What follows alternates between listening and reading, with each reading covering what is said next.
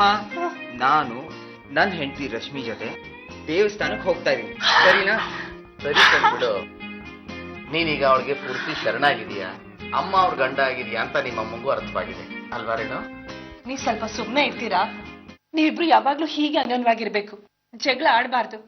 ಹಾಗಂತ ನನಗ್ ಮಾತು ಕೊಡಿ.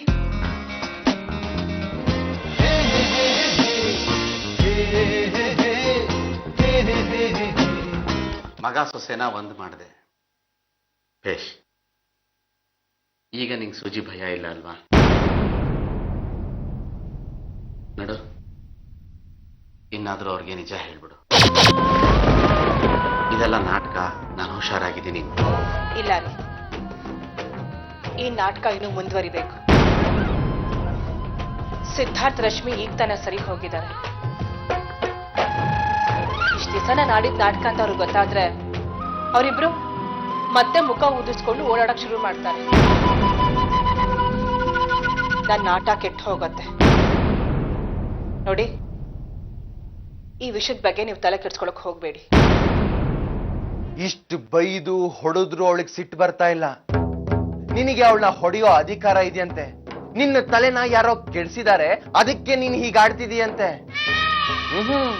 ಅವಳು ಸತ್ರು ಇಲ್ಲಿಂದ ಹೋಗಲ್ಲ. ಸತ್ರು ಹೋಗಲ್ವಂತ ನೀನೇನು ಯೋಚನೆ ಮಾಡ್ಬೇಡ. ಇಷ್ಟು ಸುಲಭವಾಗಿ ನಾನ್ ಸೋಲೊಪ್ಕೊಂಡ್ಬಿಡ್ತೀನ?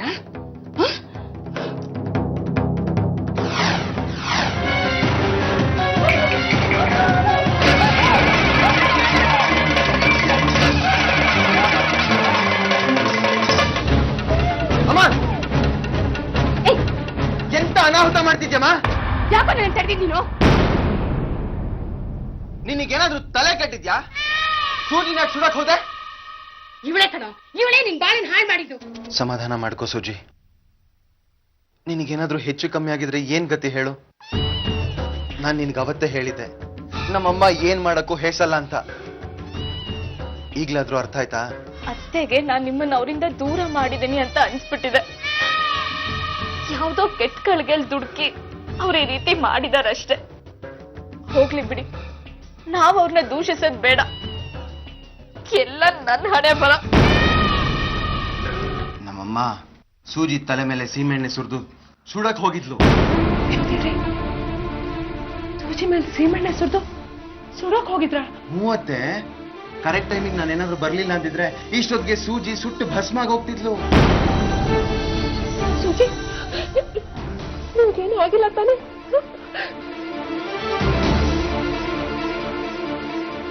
ಸೂಜಿ, ನಮ್ಮಮ್ಮನ ದೃಷ್ಟಿಲಿ ನಾವು ಕೆಟ್ಟಿದ್ದು ಆಯ್ತು, ಪೆಟ್ಟು ತಿಂದಿದ್ದು ಆಯ್ತು. ನೀನ್ ಸುಟ್ಟು ಹೋಗ್ತಾ ಇದ್ದೆ ಸೂಜಿ.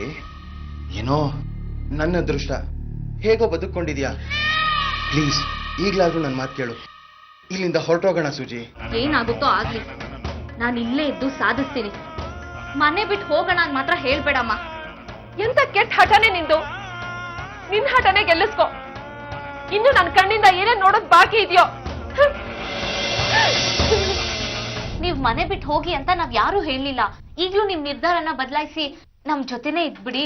ಬೇಡ ಸೂಜಿ, ಅಮ್ಮ ಇಲ್ಲಿರೋದ್ ಬೇಡ, ಹೊರಟ್ಬಿಡ್ಲಿ. ಯಾಕೆ ರಾಕೇಶ್ ಹೀಗ್ ಮಾಡ್ತಿದ್ದೀರಿ? ಅತ್ತೆ ಇಲ್ಲೇ ಇರ್ಲಿ, ಅವರಿಂದ ನಮ್ಗೆ ಯಾವ ತೊಂದ್ರೆನೂ ಇಲ್ಲ. ಇದೆಲ್ಲ ಆಗಿದ್ದು ನಿನ್ನಿಂದನೇ ಸೂಜಿ.